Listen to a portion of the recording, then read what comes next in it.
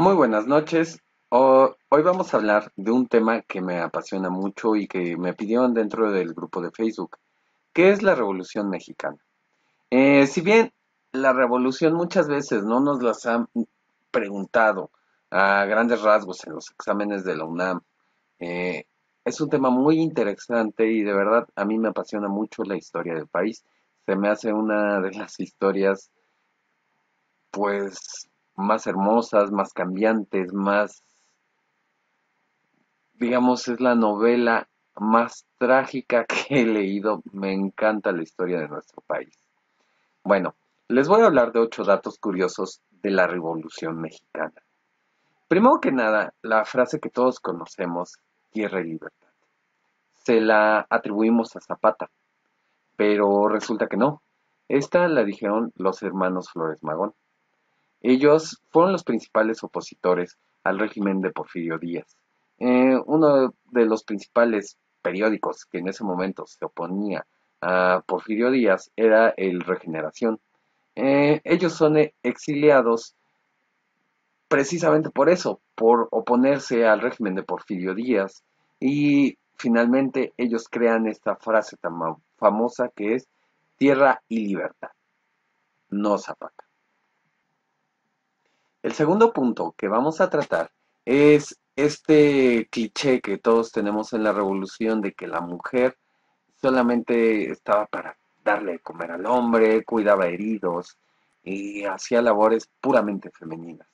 Si bien esto es una herencia de nuestros abuelos que nos hacen ver a la mujer como eso, como una persona desprotegida, débil, durante la revolución, ella también participó en los conflictos armados. Muchas de ellas incluso eran hábiles espías y traficaban armas.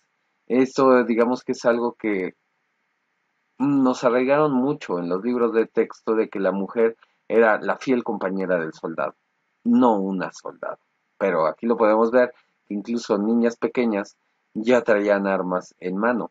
Hay que recordar que también una de las funciones más importantes y peligrosas de la mujer durante la revolución fue la recuperación de armas.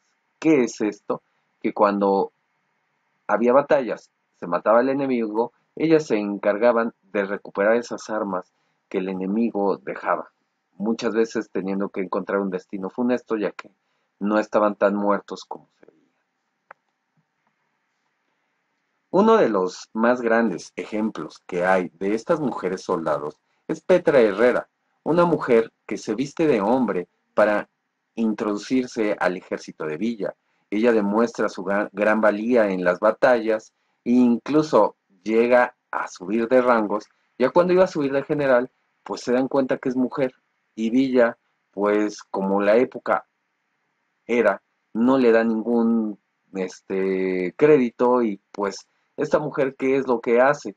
Decide mejor abandonar el ejército de Villa y forma su propio escuadrón de mujeres. Otra de estas grandes mujeres que participó activamente en el movimiento revolucionario fue Adela Velarde Pérez. Esta mujer eh, pues en su momento se une al ejército de la parte de las enfermeras, ayuda a los moribundos, a los enfermos y a todos estos, digamos, pacientes que estaban sufriendo los achaques de la revolución. Ella es la tan mencionada Adelita. Recuerden, es Adela Velarde Pérez. Continuemos. Otro de los datos curiosos de nuestra revolución es la participación de los niños, que si bien no se les da ese honor como se merece, ellos comenzaban desde muy tempranas edades. A los 5 años ellos ya eran reclutados para cuidar animales y realizar todas estas labores, llamemos pesadas, más básicas que se necesitaban en el frente armado. De 7 a 9 años, estos niños eran reclutados para las bandas de guerra, una acción muy peligrosa porque, como saben, no iban armados y muchas veces los ponían en zonas donde fuera más fácil escucharlos para que pudieran dar las órdenes que transmitía el comandante general o quien haya tenido el cargo y pues eran alcanzados por proyectiles. Finalmente, a partir de los 10 años, los niños eran introducidos a la formación militar y se les daba ya esta capacitación para poder utilizar los rifles. Es decir, como vemos, el niño también fue una gran parte de la Revolución Mexicana. Aunque estoy olvidando un tema el cual el niño se veía muy favorecido, era para el uso de espionaje. Al ser tan pequeños, ellos eran introducidos en las ciudades y en zonas que estaban dominadas por el ejército. Ellos eran utilizados como pequeños, digamos, espías. Continuemos. A riesgo de ser criticado, tal vez por muchos, una de las cosas que se dice de Emiliano Zapata, que es, digamos, la superestrella de la revolución, es que no era tan pobre como nos lo pintaban en nuestra historia. Él era un hábil domador de caballos, incluso las haciendas se lo disputaban por sus grandes habilidades, además de ser una persona a la que le encantaba el coñac y la comida francesa. Otro dato curioso de Zapata es que él utilizaba un doble en eventos públicos, o se cree que utilizaba un doble en eventos públicos. Cuando él es asesinado, la gente buscaba un lunar que tenía sobre su ojo. Digamos que tenían la duda de si había muerto Zapata o era el doble. Una manera en la que ellos reconocían a Zapata de su doble, decían, es que Zapata era más alto que su doble. Otra de nuestras grandes estrellas de la revolución es Pancho Villa, que si bien ya es sabido tal vez por muchos que él participó en alguna película de Hollywood, algo que nos caerá de variedad es que a Pancho Villa no le gustaba tomar. Incluso él llegó a amenazar muchas veces de muerte a los soldados que se emborrachaban en su ejército. Una de las cosas que él hacía en los pueblos era destruir las cantinas. Ahora, datos que también sabemos sobre el señor es que se casó 27 veces, tanto por el civil como por la iglesia, y mantuvo a sus hijos que tuvo en esos matrimonios. Incluso los mandó a estudiar a Estados Unidos. Si bien es nuestro estereotipo del macho mexicano, pues primero antes de criticarlo hay que leer un poco de su historia porque resulta que ni era tan macho ni tan mala gente como lo pintaba. Otra de las cosas que podemos decir de Villa es que cuando lo entrevista The New York Times, él, él acepta que no estudió, pero que para él los estudios es lo más importante de la vida. Cuando él es gobernador de Chihuahua, él crea 50 escuelas en un mes. Y pues aquí podemos ver la importancia que para él era esta profesión. Incluso muchas veces lo declaraba que él admiraba la profesión del magisterio, a los profesores.